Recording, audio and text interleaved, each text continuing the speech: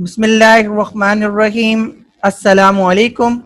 Chemistry of organic compounds और इस lecture series के आज नवे लेक्चर के अंदर जिस टॉपिक पे बात करने जा रहे हैं वो है SN reactions in alkyl halide.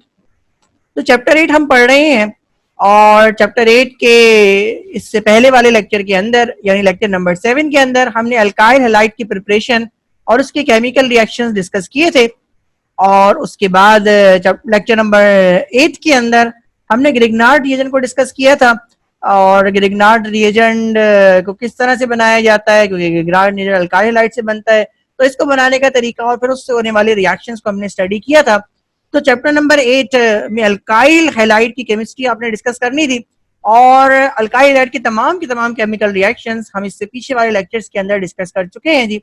जो आज का लेक्चर है उसके अंदर हमें एसएन रिएक्शंस के मैकेनिज्म पढ़ने जाना है जी, कि ये एसएन रिएक्शन जिसको आप सब्स्टिट्यूशन ऑफ न्यूक्लियोफाइल या न्यूक्लियोफिलिक सब्स्टिट्यूशन रिएक्शंस कहते हैं जी। तो ये न्यूक्लियोफिलिक सब्स्टिट्यूशन रिएक्शंस किस तरह से होते हैं, इनका मैकेनिज्म क्या होता है, इसको आज के लेक्चर में हम डिटेल से डिस्कस करेंगे।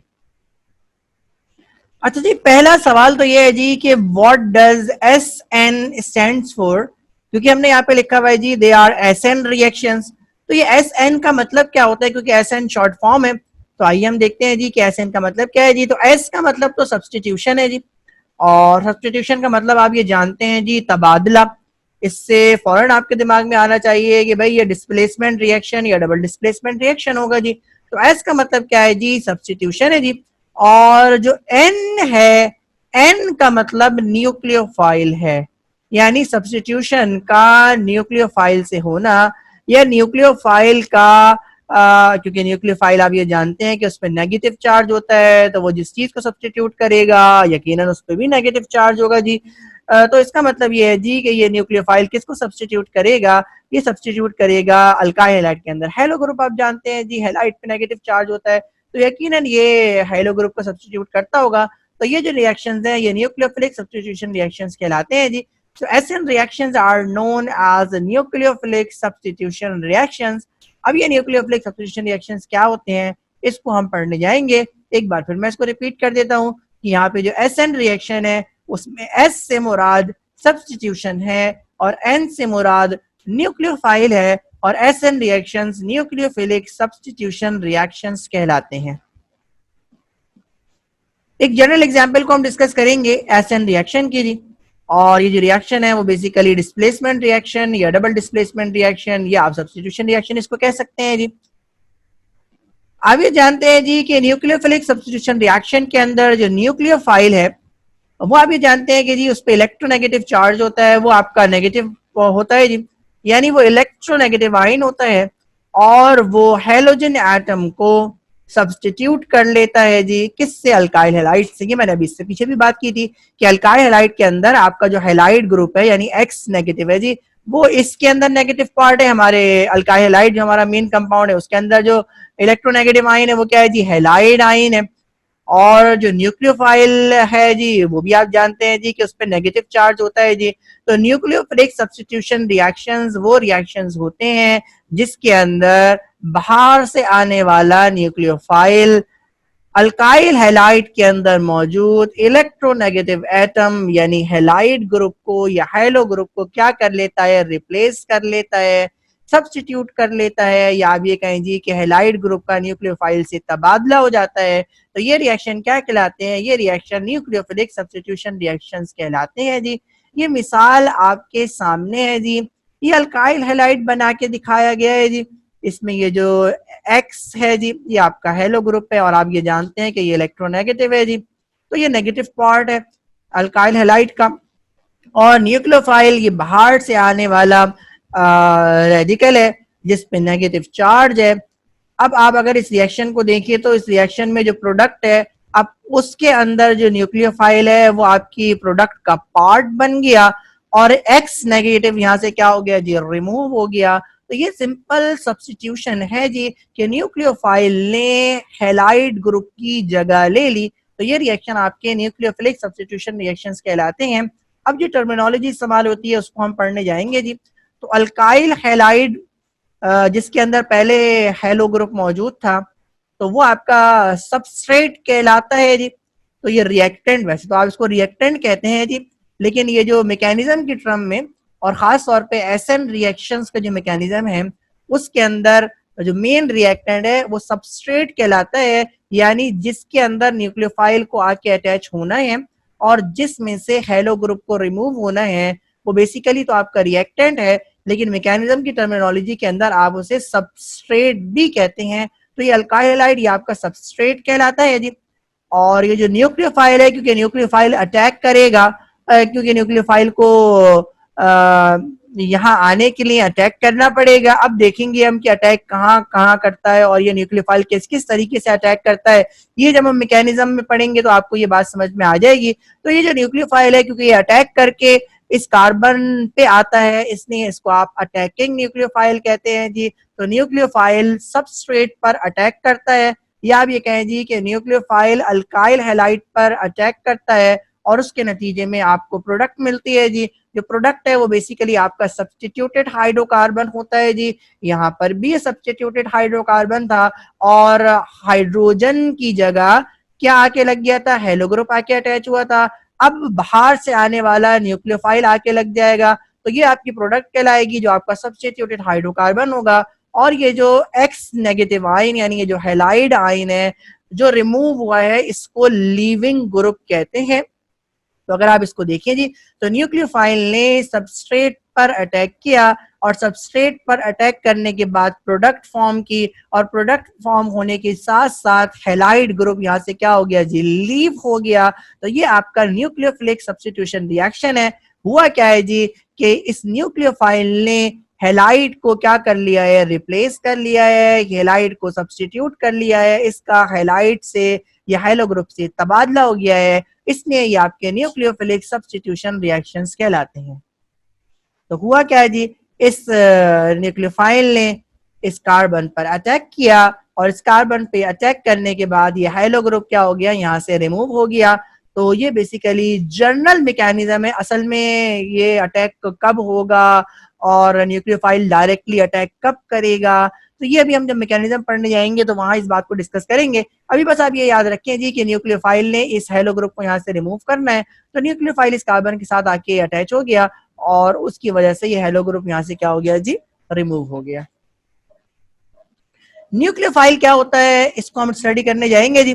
तो न्यूक्लियोफाइल क्या है जी, nucleophile is the species that have negative charge and that have the attraction for the positive species. तो आप ये अच्छी तरीके से जानते हैं जी कि न्यूक्लियोफाइल जो स्पीशी है उस पे नेगेटिव चार्ज होता है जी, और नेगेटिव चार्ज होने की वजह से ये प्रोटॉन लविंग होती है। प्रोटॉन क्योंकि न्यूक्लियस के अंदर होते हैं जी, इसलिए प्रोटॉन्स को या जिस चीज पे नेगेटिव पॉजिटिव चार्ज होता है उसको आप न्यूक्लियोफाइल कह देते हैं, क्योंकि न्यूक्लियस पे भी पॉजिटिव चार्ज होता है। तो न्यूक्लियोफाइल पे नेगेटिव चार्ज होता है और न्यूक्लियोफाइल जिस चीज पे अटैक करता है उसके लिए जरूरी है कि उस पर कौन सा चार्ज हो जी, पॉजिटिव चार्ज हो जी। तो न्यूक्लियोफाइल नेगेटिव चार्ज होता है और वो जिस चीज पे अटैक करती है उस पर पॉजिटिव चार्ज होता है जी। लेकिन खास बात क्या है जी, जो आप याद रखेंगे जी कि यहाँ इन रिएक्शंस को करवाने के लिए, यानी हेलाइड ग्रुप को रिमूव करवाने के लिए, क्योंकि आप जानते हैं जी कि हेलाइड हेलो ग्रुप भी इलेक्ट्रोनेगेटिव है, तो उसके लिए न्यूक्लियोफाइल के लिए एक शर्त है जी। और न्यूक्लियोफाइल के लिए शर्त क्या है जी, it must be stronger base than halide group, यानी न्यूक्लियोफाइल हेलो ग्रुप से ज्यादा स्ट्रॉन्गर होना चाहिए जी। अब ये स्ट्रॉन्गर दो बुनियाद पे है जी। एक तो ये है जी कि इसकी इलेक्ट्रोनेगेटिविटी हेलो ग्रुप से ज्यादा होनी चाहिए, और अगर इलेक्ट्रोनेगेटिविटी हेलो ग्रुप से ज्यादा नहीं हो तो कम से कम कॉन्सेंट्रेशन ज्यादा होनी चाहिए जी।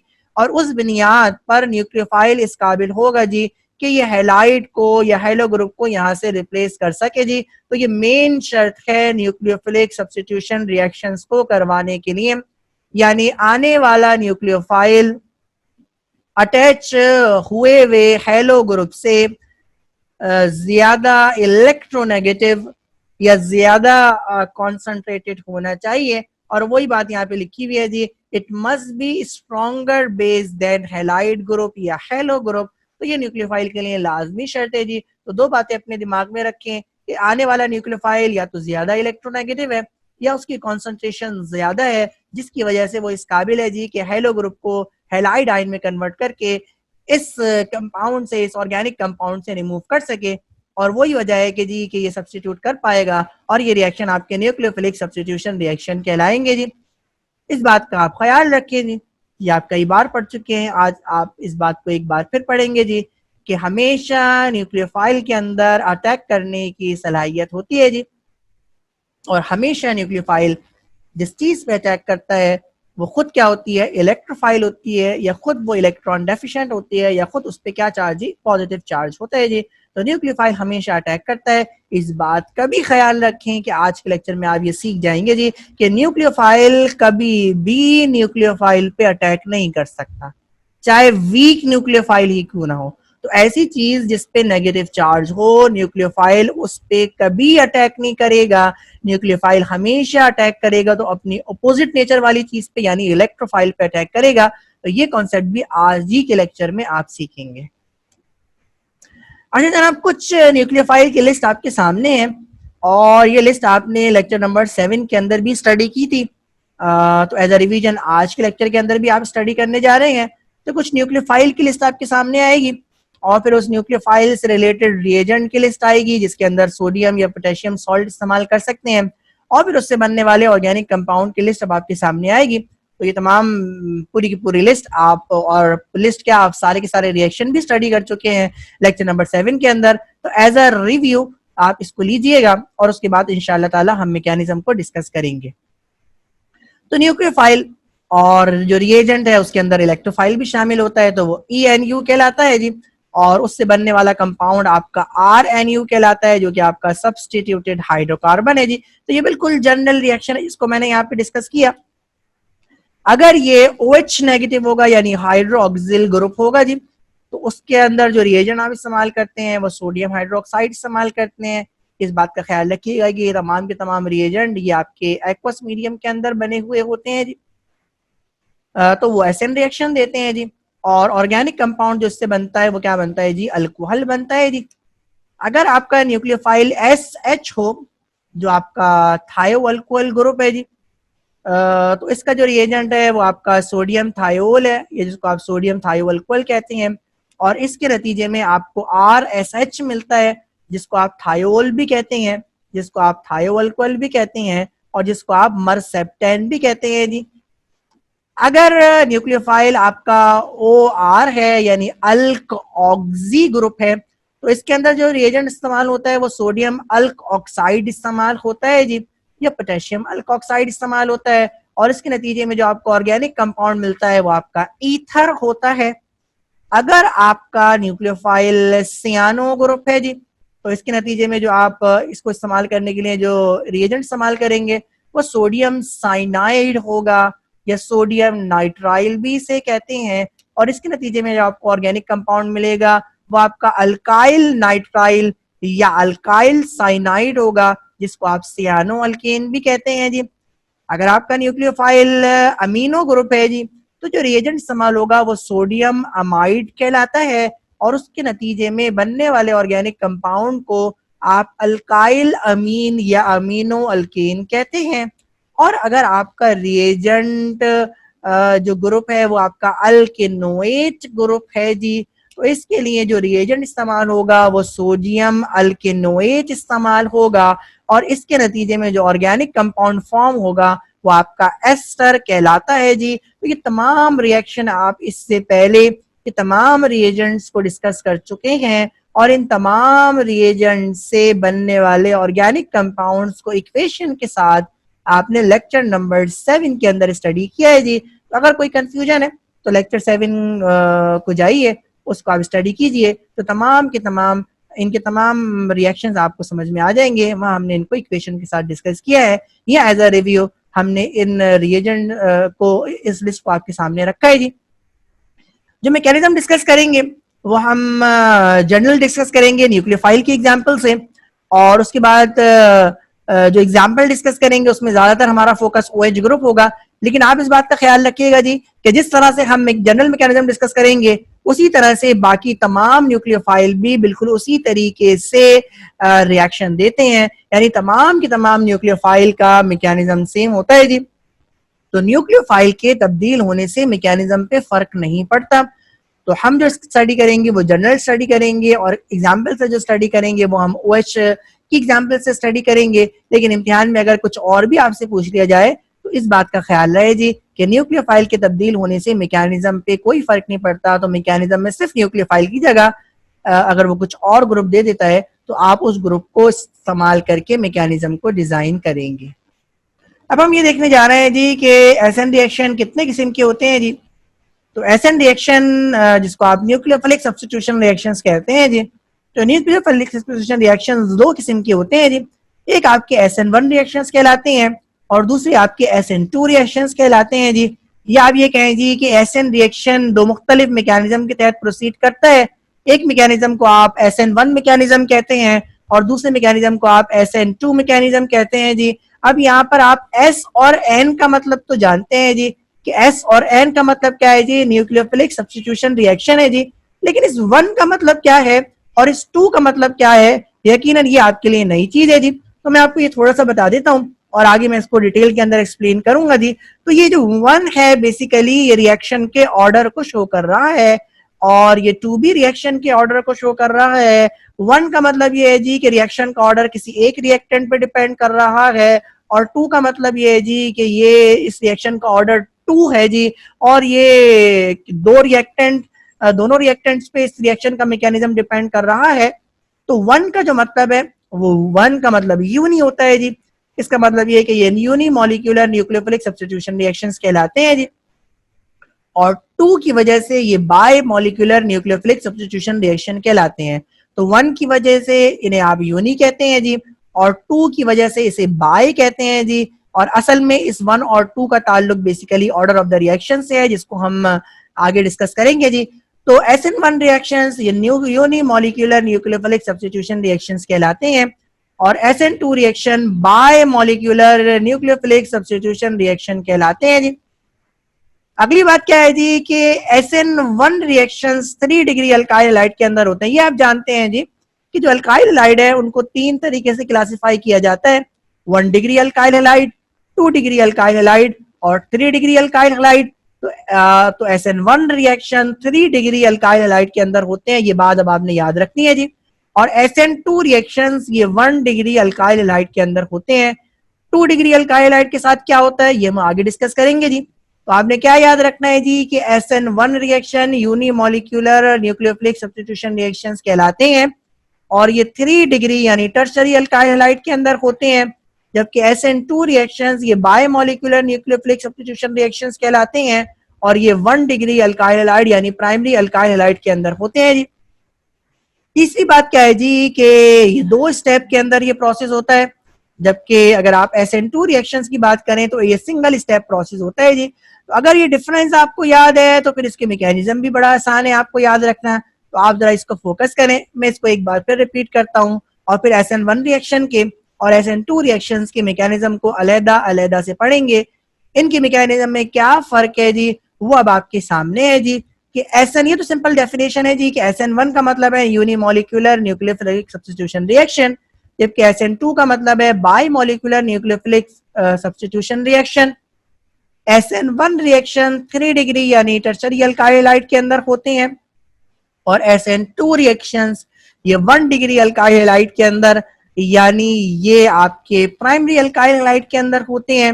SN1 रिएक्शंस ये 2 स्टेप्स पर मुश्तमिल होते हैं, जबकि SN2 रिएक्शंस ये सिंगल स्टेप प्रोसेस होता है जी। याद रखने का तरीका ये है जी कि ये उलट है। 1 से आपको ऐसा लग रहा होगा कि ये सिंगल स्टेप प्रोसेस है, नहीं जी ये डबल स्टेप प्रोसेस है।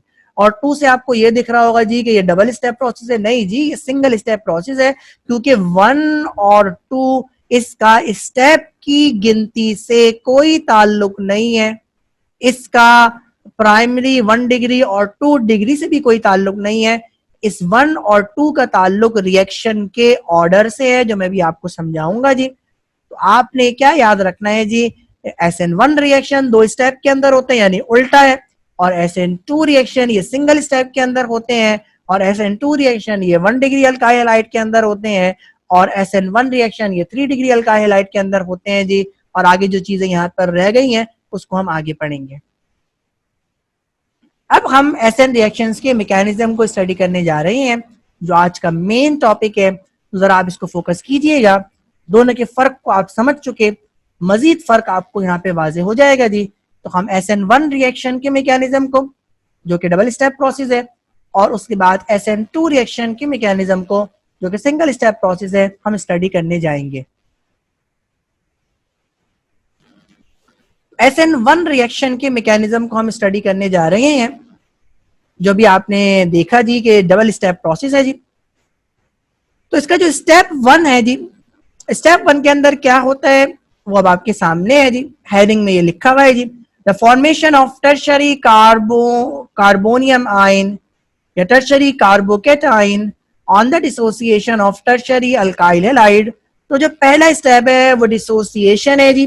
डिसोसिएशन का मतलब आप इसको आयोनाइजेशन भी कह सकते हैं जी, कि जो टर्शरी अल्काइल हैलाइड है वो डिसोसिएट हो जाता है, और ये जो हैलाइड ग्रुप है, यानी ये जो हैलो ग्रुप है, वो हैलाइड की फॉर्म में, हैलाइड आयंस की फॉर्म में यहाँ से रिमूव हो जाता है। यानी जो न्यूक्लियोफाइल आने वाला है जी, तो न्यूक्लियोफाइल, क्योंकि न्यूक्लियोफाइल को यहाँ पे आना है जी, और न्यूक्लियोफाइल आएगा और आने के बाद ये हैलो ग्रुप रिमूव हो, तो यहाँ क्या होता है जी कि हैलो ग्रुप पहले से ही जगह खाली कर देता है। इसको पता है जी कि न्यूक्लियोफाइल आने वाला है, तो अब ये न्यूक्लियोफाइल से लड़ने का फैसला नहीं करता, ठीक है जी, न्यूक्लियोफाइल से जंग करने का फैसला नहीं करता, बल्कि ये क्या करता है, न्यूक्लियोफाइल के लिए जगह खाली कर देता है और खुद क्या हो जाता है, खुद रिमूव हो जाता है। तो ये पहला स्टेप है जी, जिसको आप क्या कहते हैं, डिसोसिएशन कहते हैं जी, कि जब इसे पता है जी कि न्यूक्लियोफाइल ने आना है और न्यूक्लियोफाइल ने आके सब्स्टिट्यूटेड प्रोडक्ट बनाना है जी, तो न्यूक्लियोफाइल के आने से पहले ही ये क्या कर देता है, ये आयोनाइज हो जाता है और आने वाले न्यूक्लियोफाइल के लिए जगह छोड़ देता है और खुद क्या हो जाता है, खुद यहाँ से रिमूव हो जाता है। तो ये पहला स्टेप है जिसके अंदर आयोनाइजेशन हुई है जी। जो टर्शरी अल्काइल हैलाइड था, ये टर्शरी कार्बोनियम आयन के अंदर कन्वर्ट हो गया, यानी ये आपका इलेक्ट्रोफिलिक हो गया, और ये जो आपका हैलाइड ग्रुप था, हैलो ग्रुप था, वो हैलाइड आयंस की फॉर्म में यहाँ से न्यूक्लियोफाइल के अटैक से पहले ही क्या हो गया जी, रिमूव हो गया। तो ये आपका पहला स्टेप कहलाता है। अगले स्टेप में क्या होता है जी, न्यूक्लियोफाइल के लिए जगह खाली है जी, इलेक्ट्रोफाइल उसके सामने मौजूद है जी, तो न्यूक्लियोफाइल इस कार्बोनियम आयन पे अटैक करता है और उसके नतीजे में आपको प्रोडक्ट मिलती है जी। तो ये टर्शरी कार्बोनियम आयन है, ये न्यूक्लियोफाइल है, और न्यूक्लियोफाइल क्या करेगा, न्यूक्लियोफाइल इस इलेक्ट्रोफाइल पे यानी टर्शियरी कार्बोनियम आयन पे अटैक करेगा और उसके नतीजे में आपको सब्स्टिट्यूटेड प्रोडक्ट मिल जाएगी।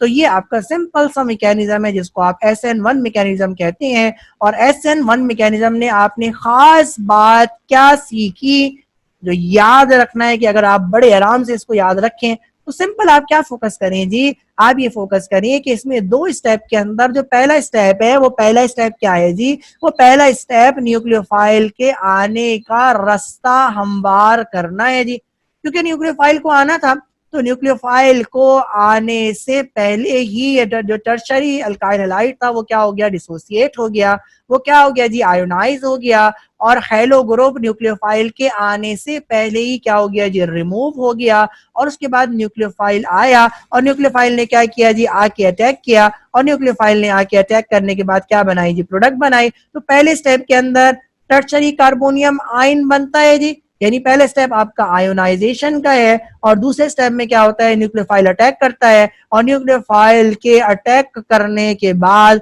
आपकी क्या मिलती है, आपको प्रोडक्ट मिलती है जी। तो ये आपका सिंपल सा क्या है जी, आपके ये दो स्टेप है इसके। पहले स्टेप में क्या होता है, टर्शरी कार्बोनियम आयन मिलता है, और दूसरे स्टेप में क्या होता है जी, न्यूक्लियोफाइल अटैक करता है, और न्यूक्लियोफाइल के अटैक करने के बाद आपको सब्स्टिट्यूटेड प्रोडक्ट मिलती है जी। तो ये SN1 रिएक्शन का मैकेनिज्म है, या इसको SN1 मैकेनिज्म भी कहते हैं जी, जो कि दो स्टेप के अंदर वकू पजीर होता है, जिसको आपने यहाँ जाना। अब हम इसको एग्जाम्पल से डिस्कस करेंगे जी, एक बार फिर अब आप इसको समझे जी। और आप बनाने जा रहे हैं टर्शरी ब्यूटाइल अल्कोहल। किससे जी? टर्शरी ब्यूटाइल क्लोराइड से जी। तो सबसे पहले वाले स्टेप में क्या होना है जी कि जो टर्शरी कार्बोनियम आयन आपको मिलना है जी, तो OH ग्रुप, क्योंकि टर्शरी ब्यूटाइल अल्कोहल बना रहे हैं तो उसका मतलब है न्यूक्लियोफाइल इसमें क्या होगा? OH होगा जी। तो OH के आने से पहले अगर Cl नेगेटिव आयन यानी OH नेगेटिव आयन के आने से पहले यानी न्यूक्लियोफाइल के अटैक करने से पहले अगर आपका टर्शरी कार्बोनियम आयन बन जाता है और क्लोराइड रेडिकल यहाँ से रिमूव हो जाता है, तो इसका मतलब ये है कि ये SN1 मैकेनिज्म को फॉलो कर रहा है। और वही हुआ जी कि ये आपका टर्शरी ब्यूटाइल क्लोराइड है जी। ये देखें 4 कार्बन आपको नजर आ रहे हैं और कार्बन के 3 तरफ आपके कार्बन लगे हुए हैं, तो ये टर्शरी ग्रुप है जी। तो OH नेगेटिव के आने से पहले ये Cl नेगेटिव यहाँ से रिमूव हो गया और ये आपको टर्शरी कार्बोनियम आयन मिला। ये पहला स्टेप था। दूसरे स्टेप में क्या होगा जी? ये न्यूक्लियोफाइल जो OH नेगेटिव है वो आके टर्शरी कार्बोनियम आयन पे क्या करेगा जी? अटैक करेगा और अटैक करने के नतीजे में आपको टर्शरी ब्यूटाइल अल्कोहल मिलेगा, जो अब आपने यहाँ पे देखा जी। तो टर्शरी कार्बोनियम आयन पर न्यूक्लियोफाइल ने यानी OH नेगेटिव ग्रुप ने अटैक किया और उसके नतीजे में आपको टर्शरी ब्यूटाइल अल्कोहल मिला। तो ये जो रिएक्शन था SN1 रिएक्शन था 3 डिग्री अल्काइल हैलाइड के अंदर हुआ और 2 स्टेप के अंदर हुआ और ये मैकेनिज्म क्या कहलाता है? SN1 मैकेनिज्म कहलाता है। SN1 मैकेनिज्म में सबसे पहले डिसोसिएशन होती है और डिसोसिएशन होने के बाद न्यूक्लियोफाइल इलेक्ट्रोफाइल पे अटैक करता है या टर्शरी कार्बोनियम आयन पे अटैक करता है और उसके नतीजे में आपको प्रोडक्ट मिलती है। या सिंपल लफ्जों में आप ये कहें जी कि न्यूक्लियोफाइल के आने से पहले ही हेलो ग्रुप आपके टर्शरी अल्काइल हैलाइड को लीव कर जाता है, छोड़ जाता है और आने वाले न्यूक्लियोफाइल के लिए रास्ता हमवार कर देता है और वो टर्शरी कार्बोनियम आयन पे आके अटैक करता है और बासानी प्रोडक्ट मिलती है। SN2 मैकेनिज्म को डिस्कस करने जा रहे हैं। यकीनन आप ये जानना चाहते होंगे कि ऐसा क्यों होता है जी, तो ये तमाम चीजें हम डिस्कस करेंगे। SN2 मैकेनिज्म की बात करने जा रहे हैं जी और SN2 मैकेनिज्म सिंगल स्टेप के अंदर होते हैं जी।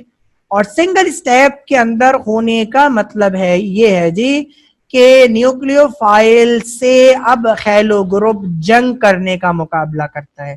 ठीक है जी, जंग करने का फैसला करता है, यानी वो रिमूव नहीं होता।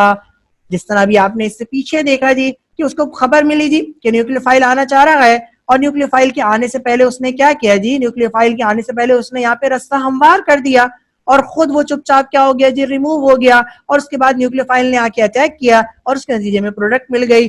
कोई जंग नहीं हुई, बड़े आराम से न्यूक्लियोफाइल यहाँ पे आके अटैच हो गया। लेकिन जो आप SN2 मैकेनिज्म पढ़ रहे हैं वो सिंगल स्टेप में है और सिंगल स्टेप का मतलब यह है जी कि अब न्यूक्लियोफाइल को आकर जबरदस्ती करनी है। ये जबरदस्ती क्यों करनी पड़ रही है? और पहले वाले स्टेप के अंदर, पहले SN1 मैकेनिज्म के अंदर उसने रास्ता क्यों छोड़ दिया? ये तमाम बातें अभी हम डिस्कस करेंगे। अभी आप सिर्फ मैकेनिज्म को फोकस करें जी। और जो जंग का वर्ड में इस्तेमाल कर रहा हूँ वो सिर्फ इसलिए इस्तेमाल कर रहा हूँ ताकि आपका इंटरेस्ट बरकरार रहे और आपको ये रिएक्शन आसानी से समझ में आ जाए और आप इसको अपने दिमाग में बासानी रखें जी। तो SN2 जो मैकेनिज्म है उसके अंदर जंग होती है जी और उसके बाद न्यूक्लियोफाइल हेलो ग्रुप को जबरदस्ती यहां से भगाता है। किस तरह से भगाता है ये हम अभी स्टडी करेंगे इस मैकेनिज्म के अंदर। तो ये 3 स्टेप हैं जी और ये 3 स्टेप एक ही रिएक्शन का हिस्सा है। असल में ये 3 काम हो रहे हैं जिसको हमने ये 3 पॉइंट्स के अंदर शो करके दिखाया है जी, लेकिन ये 3 एक ही स्टेप के अंदर हो रहे हैं। ये 2 स्टेप डुअल स्टेप प्रोसेस नहीं है बल्कि ये सब कुछ साथ होना है एक ही रिएक्शन के अंदर। तो हम इसको देखते हैं जी। पहले मैं इसको पढ़ता हूँ, उसके बाद फिर मैं आपको समझाऊंगा कि ये कैसा है जी। तो सबसे पहले क्या करता है जी? न्यूक्लियोफाइल अटैक करता है और देखिए मैंने आपको क्या बताया था जी कि देखिए न्यूक्लियोफाइल कभी भी न्यूक्लियोफाइल पे अटैक नहीं कर सकता। अब ये देखिए हेलो ग्रुप यहाँ से रिमूव नहीं हो रहा। अब हेलो ग्रुप को रिमूव करने के लिए न्यूक्लियोफाइल को अटैक करना पड़ेगा और देखिए न्यूक्लियोफाइल जब भी अटैक करेगा तो वो अटैक किस पे करेगा? ये रिएक्शन भी अब आपके सामने है जी। तो वो अटैक यहां से नहीं कर सकता। मैंने देखिए यहाँ पे न्यूक्लियोफाइल को प्लस न्यूक्लियोफाइल यहाँ पे नहीं लिखा क्योंकि न्यूक्लियोफाइल भी नेगेटिव है, इलेक्ट्रोनेगेटिव है और हेलो ग्रुप भी इलेक्ट्रोनेगेटिव है। तो न्यूक्लियोफाइल अगर यहाँ से यानी राइट हैंड साइड से आके अटैक करेगा तो यहाँ पर इसको रिपल्जन का सामना होगा। रिपल्जन का इसलिए सामना होगा क्योंकि दोनों ही ग्रुप इलेक्ट्रोनेगेटिव है, ठीक है जी। तो इसलिए वो राइट हैंड साइड से अटैक नहीं कर सकता, इसलिए यहाँ पे लिखा हुआ है जी nucleophile attack from the opposite side 180 के डिग्री, 180 एंगल से क्या करेगा जी, अटैक करेगा। और न्यूक्लियोफाइल हमेशा अटैक किस पे करेगा, हमेशा अटैक करेगा कार्बन पे जिसके साथ उसको आके अटैच होना है, ठीक है जी। तो पहला तो ये होगा जी, जब वो अटैक करेगा तो आपको ये ट्रांजिशन स्टेट मिलेगी जी। तो ये ट्रांजिशन स्टेट ये आपकी इंतहाई अनस्टेबल स्टेट होती है। तो यहाँ सिर्फ और सिर्फ बॉन्ड फॉर्मेशन, बॉन्ड ब्रेकिंग जो कुछ भी हो रहा है उसको हम यहाँ पे समझेंगे जी। तो ये आपकी ट्रांजिशन स्टेट कहलाती है जिसका दौरानिया इंतहाई कम होता है और उसके बाद आपको प्रोडक्ट मिल जाती है। और उसके बाद क्या होगा जी, ये न्यूक्लियोफाइल अपने बॉन्ड को मजबूत करेगा और उसके नतीजे में हाइलो ग्रुप यहाँ से रिमूव हो जाएगा और उसके नतीजे में आपको प्रोडक्ट मिलेगी। तो ये रिएक्शन अब आपके सामने है जी और इनकी लेबलिंग अब आपके सामने है जी कि ये अटैकिंग न्यूक्लियोफाइल है जिसने प्राइमरी अल्काइल हैलाइड पे अटैक किया और उसके नतीजे में आपको ट्रांजिशन स्टेट मिली और ट्रांजिशन स्टेट के बाद आपको प्रोडक्ट मिली जी। अब ये ट्रांजिशन स्टेट क्या होती है और डॉटेड लाइन किस बात को शो कर रही है इस पे मैं बात करूंगा, लेकिन इससे पहले मैं आपको एरो बना के दिखा रहा हूं कि हुआ क्या है जी। तो सबसे पहले क्या हुआ है जी, इस न्यूक्लियोफाइल ने 180 के एंगल पर यानी इस हेलो ग्रुप से बिल्कुल अपोजिट इस कार्बन पे क्या किया जी, आके अटैक किया। और देखिए आप ये जानते हैं जी क्योंकि ये एक्स नेगेटिव रिमूव नहीं हो रहा था और सब्स्टिट्यूशन होनी थी जी, तो न्यूक्लियोफाइल ने अब क्या करना पड़ा, उसको अटैक करना पड़ा और अटैक करके वो इस कार्बन के साथ देखिए अटैच हुआ। लेकिन मसला क्या है जी कि जो कार्बन है जी उस कार्बन की 5 वैलेंसी तो हो नहीं सकती, इसलिए यहाँ पर जो न्यूक्लियोफाइल है जो कमिंग ग्रुप है और एक्स नेगेटिव जो है वो हेलो ग्रुप या आपका लीविंग ग्रुप है, उनके दरमियान हमने जो बॉन्ड है वो डॉट से दिखाया है। और इस बात का ख्याल रखिएगा जी, डॉट असल में हाफ बॉन्ड की रिप्रेजेंटेशन होता है, यानी जो सिंगल लाइन होती है वो वन बॉन्ड की रिप्रेजेंटेशन होती है और ये जो आपकी डॉटेड लाइंस होती हैं वो बेसिकली हाफ बॉन्ड की रिप्रेजेंटेशन होती हैं। तो यहाँ पे कार्बन की जो 4 वैलेंसी है, जो टेट्रा वैलेंसी है वो यहाँ पे पूरी है और कार्बन की वैलेंसी का आपको इंतहाई ख्याल रखना है जी। तो ये डॉटेड लाइंस क्या शो कर रही है जी, वो मैंने यहाँ पे नीचे मेंशन किया है जी और यहाँ पे लिखा हुआ है जी the simultaneous strengthening of the bond between carbon and nucleophile with the weakening of bond between carbon and halo group. तो जिस हिसाब से वक्त के साथ साथ जब क्योंकि न्यूक्लियोफाइल ने अटैक किया है और आप ये जानते हैं कि जी न्यूक्लियोफाइल स्ट्रॉन्गर बेस है हेलो ग्रुप से, तो वक्त के साथ साथ न्यूक्लियोफाइल अपने बॉन्ड को मजबूत करता जाएगा और जितना कार्बन और न्यूक्लियोफाइल का बॉन्ड मजबूत होता चला जाएगा उतना ही कार्बन और हेलो ग्रुप का बॉन्ड क्या हो जाएगा, वीक होता चला जाएगा।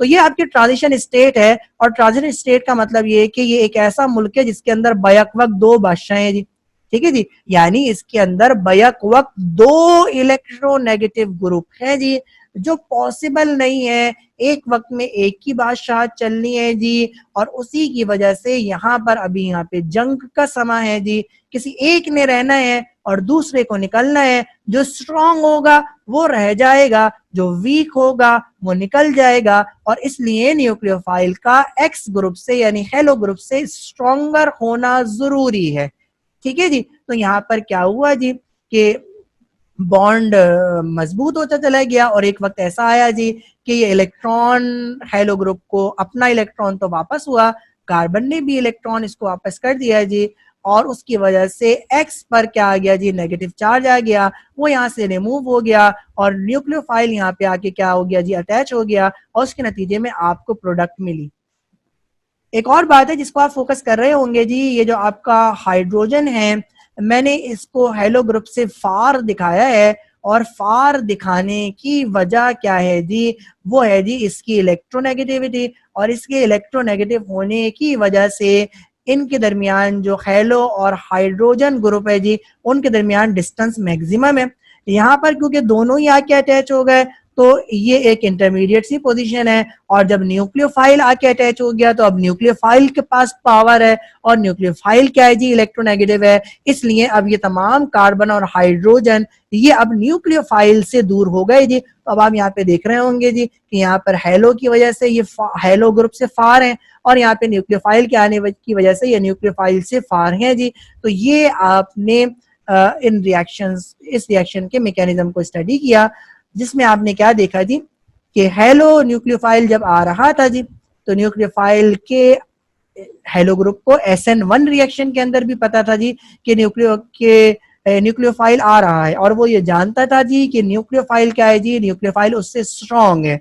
उसने जंग करने का फैसला नहीं किया, बल्कि उसने जगह को क्या कर दिया जी, खाली कर दिया, और पहले डिसोसिएशन हुई, उसके पास न्यूक्लियोफाइल ने आके बासानी अटैक किया और आपको प्रोडक्ट मिली। लेकिन SN2 के अंदर इसने जंग करने का फैसला किया। ये जंग करने का फैसला क्यों किया, ये अभी अगली स्लाइड में आ रहा है जी।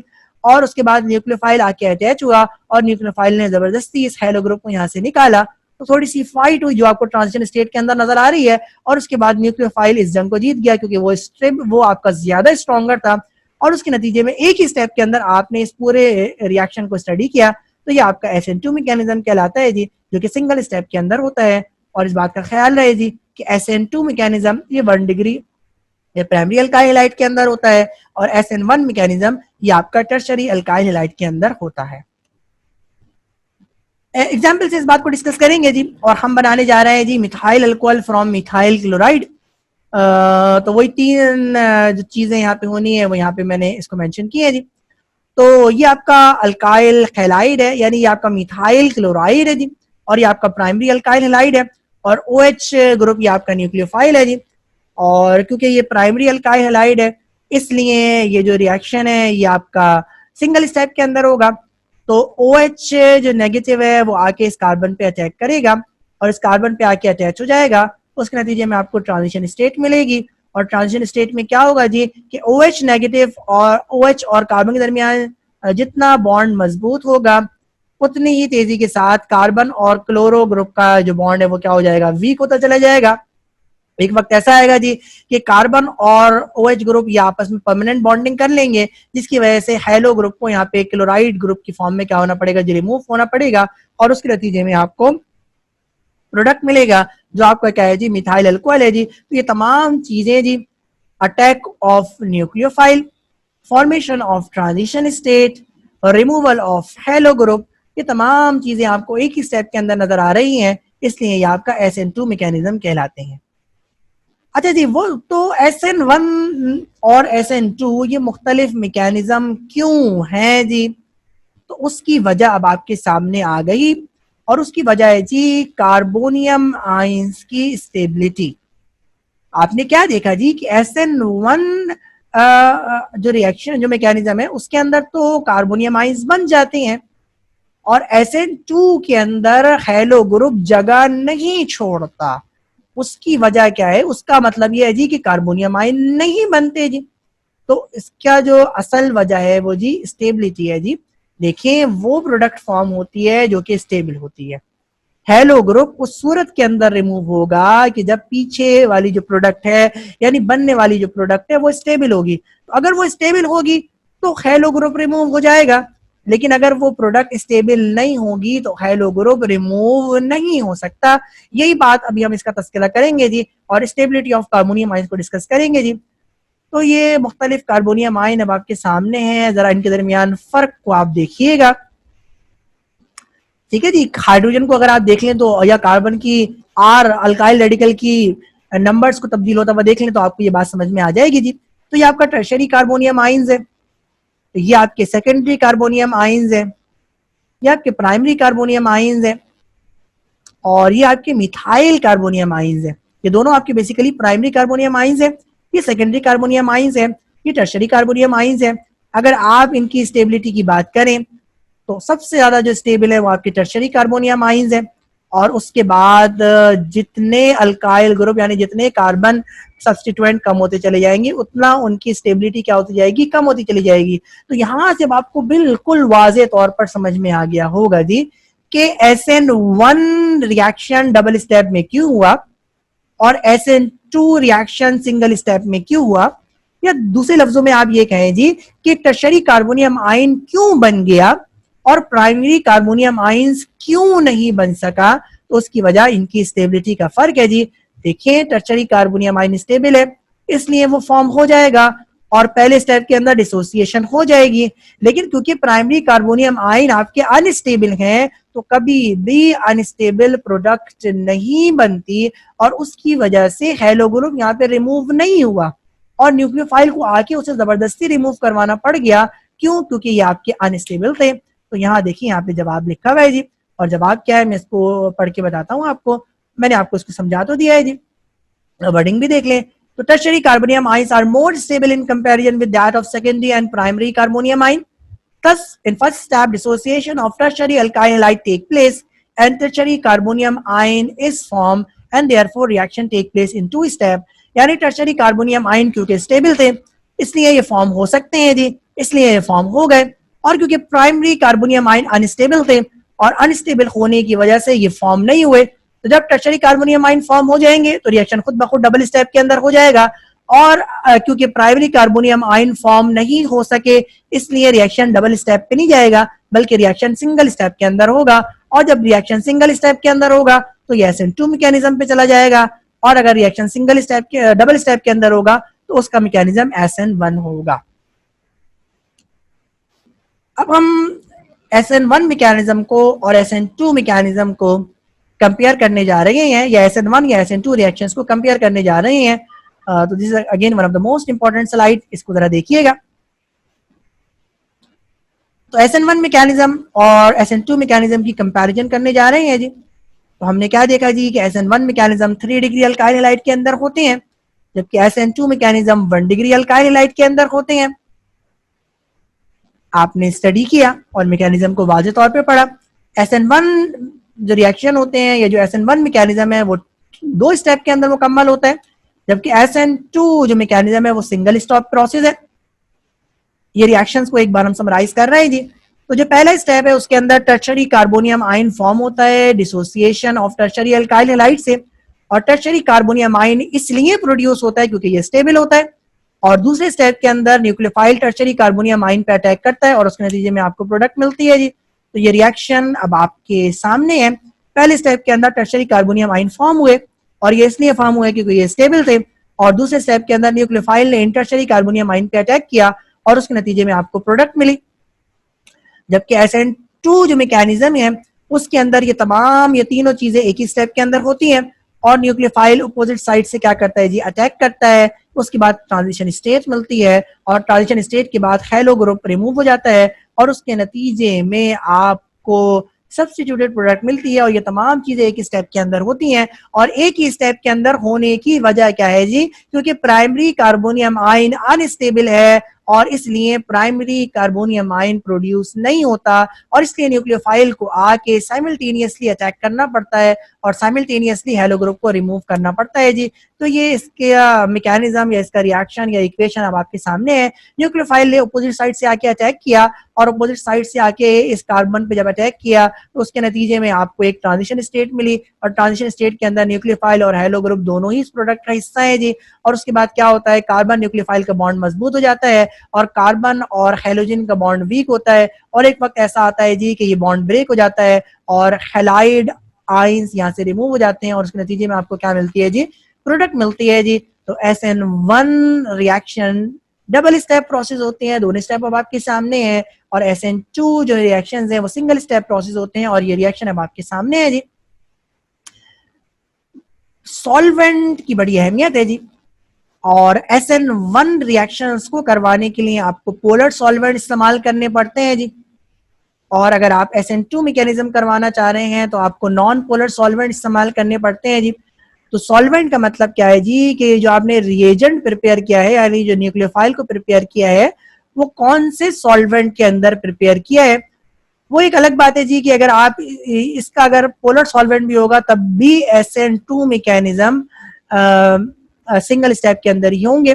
तो सॉल्वेंट असल में करता क्या है जी, सॉल्वेंट करता है जी इस कार्बोनियम आयन को स्टेबलाइज करने में मदद देता है। तो क्योंकि आप ये टर्शरी कार्बोनियम आयन भी क्या है जी, ये आपका पोलर इन नेचर है जी, तो पोलर सॉल्वेंट इसकी फॉर्मेशन को फैसिलिटेट करता है जी।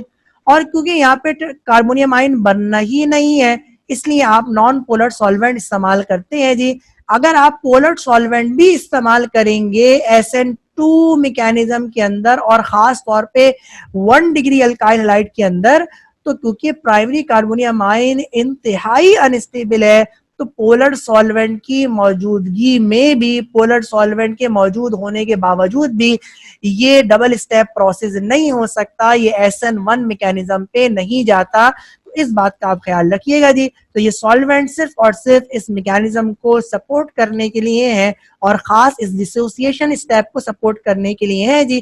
तो क्योंकि यहाँ डिसोसिएशन होनी है जी, इसलिए पोलर सॉल्वेंट SN1 मैकेनिज्म को फोकस करता को फैसिलिटेट करता है या फेवर करता है, जबकि SN2 मैकेनिज्म को अगर आपने आसानी से करवाना है तो आपने नॉन पोलर सॉल्वेंट देना पड़ेगा, ताकि डिसोसिएशन की नौबत ही ना आए, बल्कि सिंगल स्टेप में ये तमाम रिएक्शन मुकम्मल हो जाए जी। तो इस सॉल्वेंट की बड़ी अहमियत है और अभी आप अगली स्लाइड के अंदर ये जानेंगे जी कि जो 2 डिग्री अल्काइल हैलाइड हैं उनके रिएक्शन असल में सॉल्वेंट की पोलैरिटी पे ही डिपेंड करते हैं। तो इस सॉल्वेंट को जरा आप ख्याल रखिएगा। अच्छा जी, अब ये जानने जाएंगे जी कि SN जो 1 मैकेनिज्म है जी, वो 1 इसकी यहाँ पे क्यों आया, और ये जो SN2 मैकेनिज्म है इसमें यहाँ पे 2 क्यों आया। तो ये ऑर्डर ऑफ द रिएक्शन पे डिपेंड करता है और ऑर्डर ऑफ द रिएक्शन को अब हम यहाँ पे डिस्कस करने जा रहे हैं जी।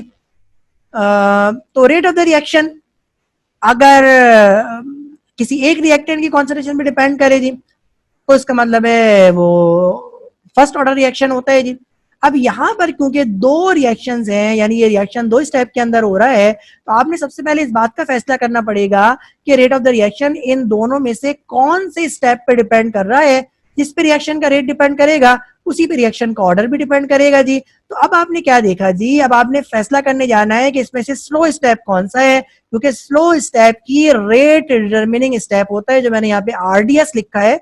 RDS का मतलब है रेट डिटरमिनिंग स्टेप, और इन दोनों में से वो जो रिएक्शन स्लो होगा वही आपका रेट डिटरमिनिंग स्टेप होगा जी। तो अगर आप रिएक्शन 2 को देखें तो रिएक्शन 2 में देखें आपको आयोनिक रिएक्शन नजर आ रहा है जी, और आयोनिक स्पीशी आपकी लेस स्टेबल होती है जी और हाईली रिएक्टिव होती हैं। इसका मतलब है रिएक्शन नंबर 2 तो इंतहाई फास्ट है, और क्योंकि रिएक्शन नंबर 2 फास्ट है इसलिए ये रेट डिटरमिनिंग स्टेप नहीं हो सकता। इसका मतलब है रेट डिटरमिनिंग स्टेप 1 ही होगा। तो स्टेप 1 स्लो क्यों है जी, उसकी वजह क्या है जी कि टर्शरी कार्बोनियम आयन स्टेबल तो है, लेकिन tertiary carbonium ion tertiary alkyl halide से ज्यादा स्टेबल नहीं है। इसका मतलब है यहाँ जो डिसोसिएशन हो रही है उसको सॉल्वेंट भी फैसिलिटेट कर रहा है, और ये डिसोसिएशन सॉल्वेंट की मदद से हो रही है। इसका मतलब है ये जो स्टेप है ये आपका स्लो स्टेप है, और स्लो स्टेप आपका रेट डिटरमिनिंग स्टेप कहलाता है जी। और आप जानते हैं कि रेट ऑफ द रिएक्शन किस पे डिपेंड करता है, रिएक्टेंट की कॉन्सेंट्रेशन पे डिपेंड करता है। और क्योंकि यहाँ पे आपको एक ही रिएक्टेंट नजर आ रहा है, इसका मतलब है rate of the reaction is directly proportional to the concentration of this reactant, और क्योंकि रिएक्टेंट एक है इसलिए ये आपका unimolecular electrophilic substitution unimolecular nucleophilic substitution reaction कहलाते हैं जी। और क्योंकि ये सिर्फ और सिर्फ रिएक्टेंट की कॉन्सेंट्रेशन पे और सिर्फ एक ही रिएक्टेंट की कॉन्सेंट्रेशन पे डिपेंड कर रहे हैं। जबकि अगर आप दूसरे रिएक्शंस की बात करें जी, यानी SN2 मैकेनिज्म की बात करें, तो ये आपके सेकंड ऑर्डर रिएक्शन होते हैं, और इसलिए ये bimolecular nucleophilic substitution reaction कहलाते हैं जी। क्योंकि यहाँ पे एक ही स्टेप है, और क्योंकि जब एक ही स्टेप होगा तो वो आपका रेट डिटरमिनिंग स्टेप ही होगा।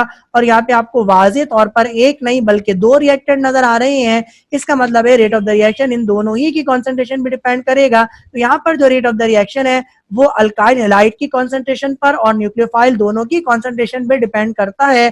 इसलिए यहाँ पर आपकी मॉलिक्यूलरिटी क्या हो गई, 2 हो गई। तो इसका मतलब है यहाँ पे भी 1 है, यहाँ पे भी 1 है, तो इसका जवाब क्या आ गया, आपके पास 2 जवाब आ गया। तो इसलिए SN2 जो मैकेनिज्म है वो सेकेंड ऑर्डर रिएक्शन होते हैं, और SN1 जो मैकेनिज्म है वो आपके फर्स्ट ऑर्डर रिएक्शन होते हैं। तो यहाँ पे आपको वाज़ेह बात हो गई होगी। SN2 के अंदर आपने रेट डिटरमिनिंग स्टेप का फैसला करना था, क्योंकि आपके पास यहाँ पे 2 स्टेप थे, जबकि SN2 के अंदर ऐसी कोई बात ही नहीं है।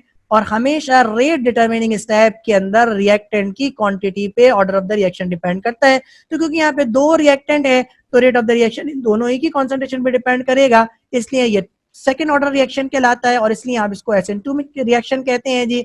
जबकि यहाँ पर रेट डिटरमिनिंग स्टेप स्टेप 1 है और स्टेप 1 के अंदर आपका एक ही रिएक्टेंट है, इसलिए ये एक ही रिएक्टेंट की कॉन्सेंट्रेशन पे डिपेंड करेगा और इसलिए इसका ऑर्डर ऑफ द रिएक्शन 1 होगा और इसलिए ये आपके यूनिमोलिकुलर न्यूक्लियोफिलिक सब्स्टिट्यूशन रिएक्शन कहलाते हैं। तो this is one of the most important side. तो अगर आपको SN1 और SN2 रिएक्शन के मैकेनिज्म को आसानी के साथ स्टडी करना है तो ये स्लाइड इंतहाई अहम है, जिसके अंदर पूरे का पूरा लेक्चर समराइज हुआ है जी। तो इस स्लाइड का आप ख्याल रखिएगा। तो आपके लिए इस टॉपिक को जो स्टूडेंट के लिए जो मैंने देखा है जी, वो स्टूडेंट के लिए ये टॉपिक कवर करना बहुत मुश्किल होता है, लेकिन यकीनन जिस तरह से मैंने आपको समझाया तो यकीनन आपकी ये बात समझ में आ गई होगी। And this slide is one of the most important slide, जिसके अंदर पूरे के पूरा SN1 और SN2 मैकेनिज्म एक साथ समराइज किया हुआ है। आप इनको कंपैरिजन के अंदर याद करेंगे तो आपके लिए इसको याद रखना इंतहाई आसान होगा। और जब एग्जाम्पल का जिक्र आएगा तो आप जानते हैं जी कि आप इस तमाम, जब आपने इस R की जगह आपने क्या लगाना है जी, कार्बन लगाना है, तो आपकी एग्जाम्पल मुकम्मल हो जाएगी।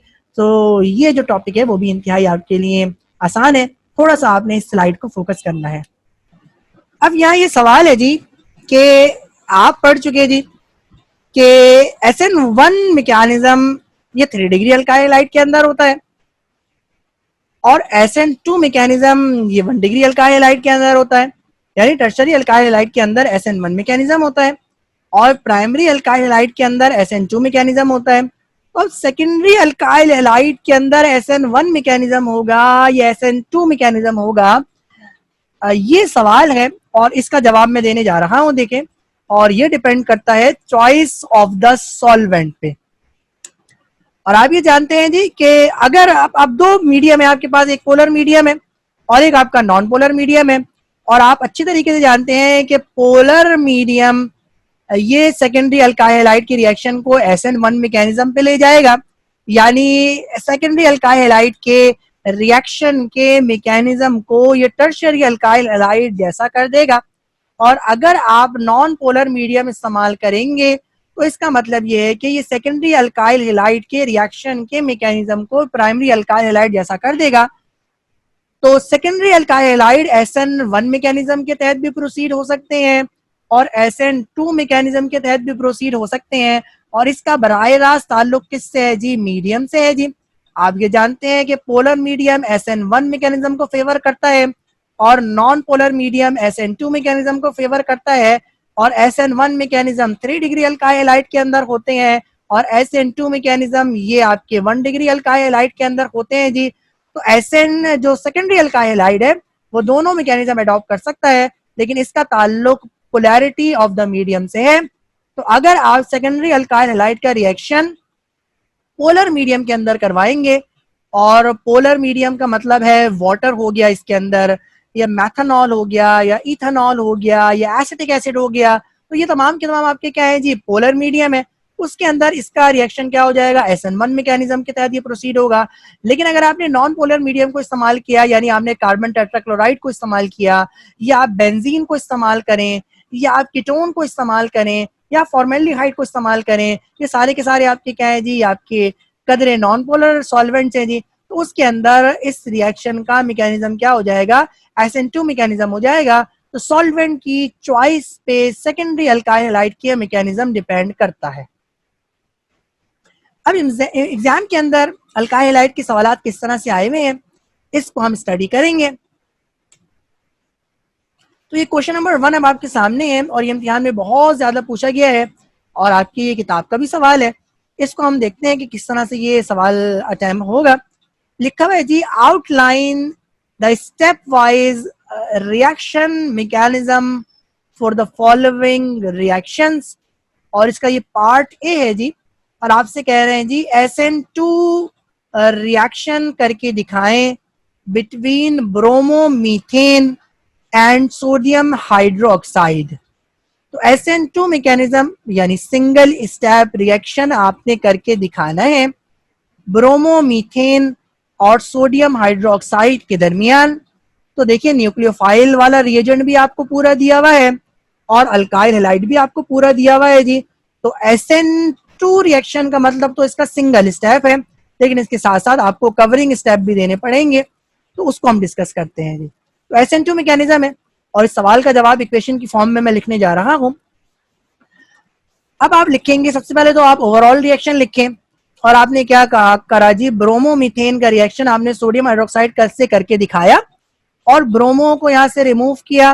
डबल डिस्प्लेसमेंट रिएक्शन आपने करवाया है, सोडियम के साथ ब्रोमो यानी सोडियम ब्रोमाइड बन गया और ब्रोमो की जगह क्या आके लग गया, OH आके लग गया। और क्योंकि यहाँ पे मैंने आपको इलेक्ट्रॉनिक क्लाउड का तस्करा किया था जी, ठीक है, ये इलेक्ट्रोनेगेटिव है और उसकी वजह से ये जो आपके हाइड्रोजन है ये बॉन्ड सारे के सारे दूर चले जाएंगे।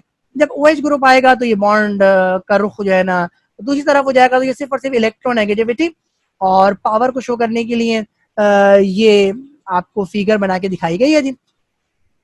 अच्छा जनाब, अब हम इसके रिएक्शन मैकेनिज्म को डिस्कस करने जा रहे हैं और क्योंकि उसने न्यूक्लियोफाइल आपको न्यूक्लियोफाइल नहीं दिया बल्कि पूरे का पूरा रिएजेंट दिया है, तो आपको चाहिए कि आप पहले स्टेप के अंदर न्यूक्लियोफाइल बना के दिखाएं, बिल्कुल उस तरह जिस तरह आपने electrophilic substitution reaction in benzene के अंदर आपने कवरिंग स्टेप किए थे, तो उसी तरह हम यहाँ पे भी करें जी।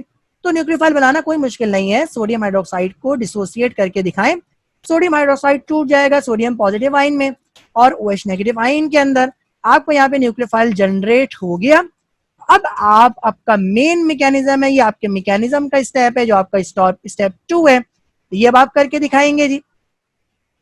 आपने लिखा जी न्यूक्लियोफाइल अटैक करेगा अपोजिट साइड से, ट्रांजिशन स्टेट बनेगी, उसके बाद X नेगेटिव ग्रुप रिमूव होगा और उसके नतीजे में आपको प्रोडक्ट मिलेगी। तो तमाम बातें जो वर्डिंग है वो आपने हेडिंग का ही हिस्सा बना दी और उसके बाद रिएक्शन के मैकेनिज्म को आपने यहाँ पे शो करके दिखाया जी कि OH नेगेटिव ने इस कार्बन पे अटैक किया, इस कार्बन के साथ आके अटैच हो गया, ट्रांजिशन स्टेट मिली। ट्रांजिशन स्टेट में क्या हुआ जी, OH और कार्बन का बॉन्ड मजबूत हुआ और एक वक्त ऐसा आया जी कि कार्बन और इस ब्रोमो ग्रुप का बॉन्ड वीक हुआ और इतना वीक हुआ कि ये बॉन्ड ब्रेक हो गया और ब्रेक होने के बाद Br नेगेटिव यानी ब्रोमाइड ये आपका रिमूव हो गया और आपको प्रोडक्ट मिल गई।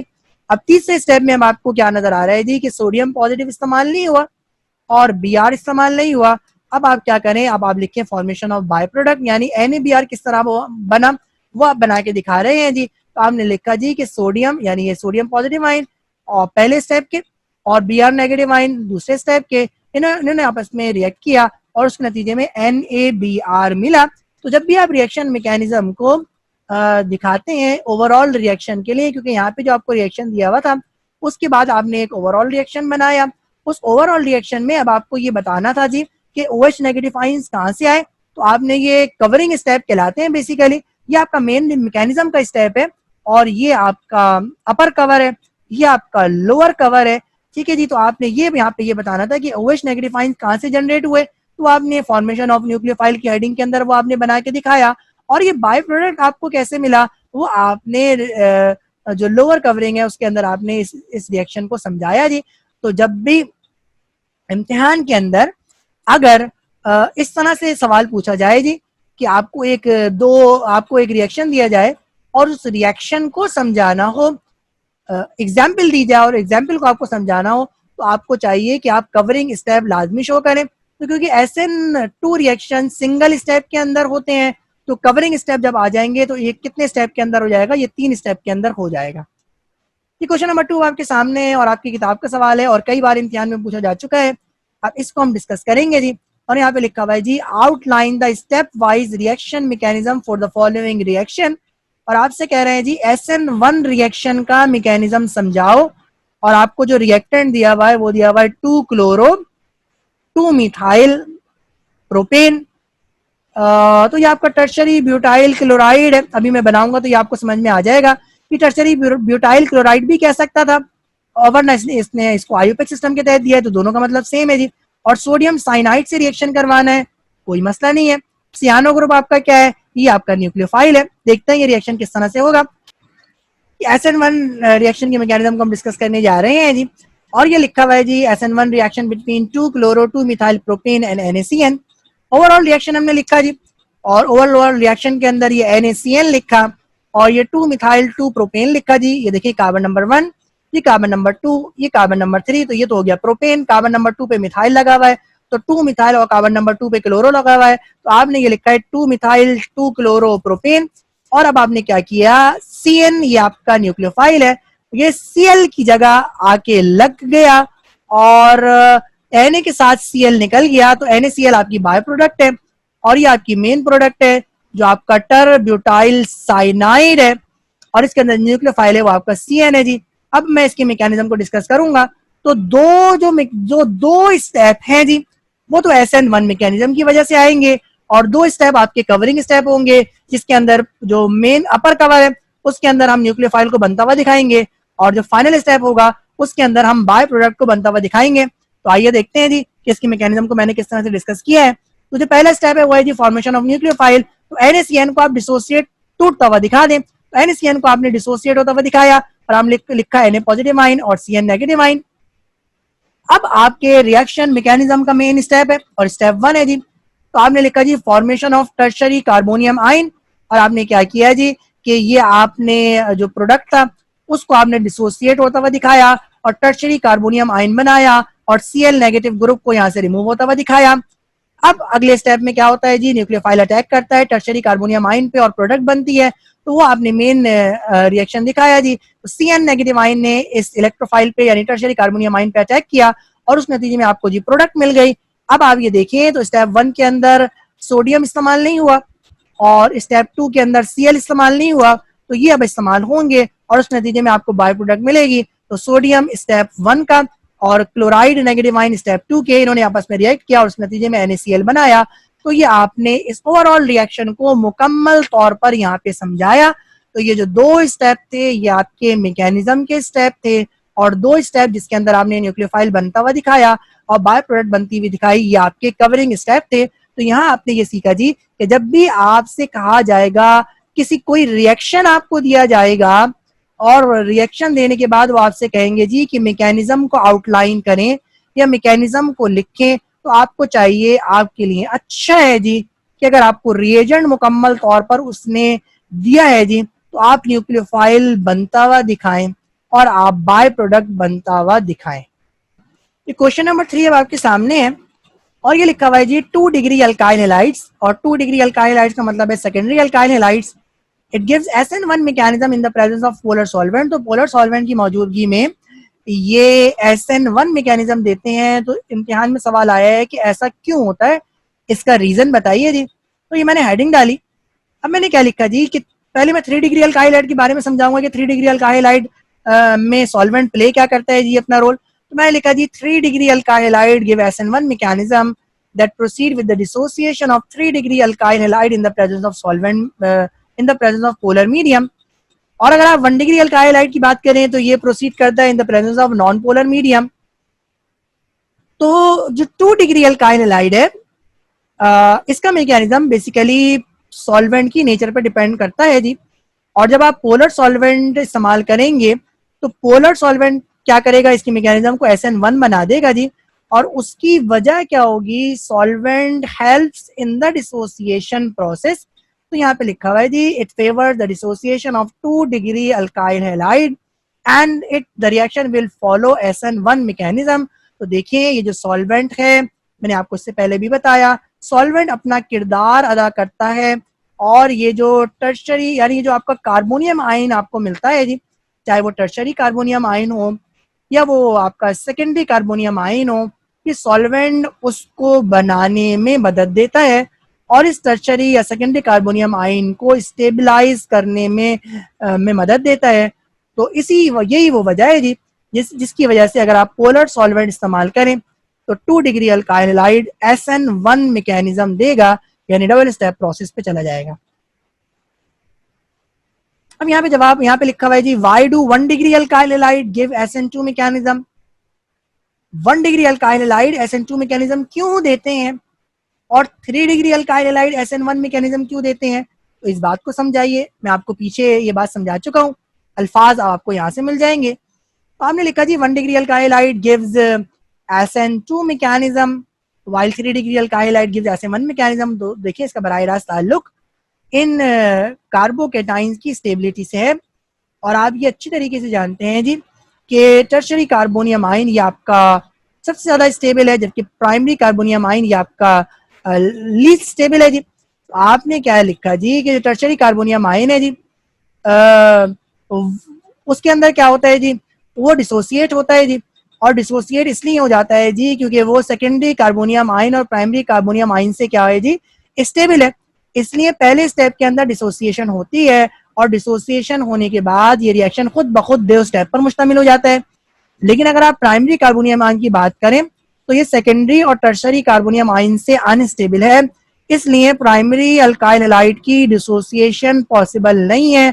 डिसोसिएशन नहीं होती, जब डिसोसिएशन नहीं होगी तो हैलो ग्रुप रिमूव नहीं होगा, और जब हैलो ग्रुप रिमूव नहीं होगा तो न्यूक्लियोफाइल को आकर अटैक करना पड़ेगा, ट्रांजिशन स्टेट बनेगी और उसके बाद आपका हैलाइड ग्रुप रिमूव होगा। इसलिए ये रिएक्शन सिंगल स्टेप पर मुश्तमिल होता है जी। तो इस जो रिएक्शन, इस जो सवाल है इसका सिंपल जवाब क्या है जी, स्टेबिलिटी ऑफ कार्बोनियम आयन। क्योंकि प्राइमरी कार्बोनियम आयन अनस्टेबल है इसलिए वो फॉर्म नहीं होता और रिएक्शन सिंगल स्टेप तक महदूद रह जाता है, जबकि सेकेंडरी टर्शरी कार्बोनियम आयन ये आपका स्टेबल है इसलिए ये फॉर्म होता है, और जब ये फॉर्म होगा तो खुद ब खुद रिएक्शन डबल स्टेप पर मुश्तमिल होगा।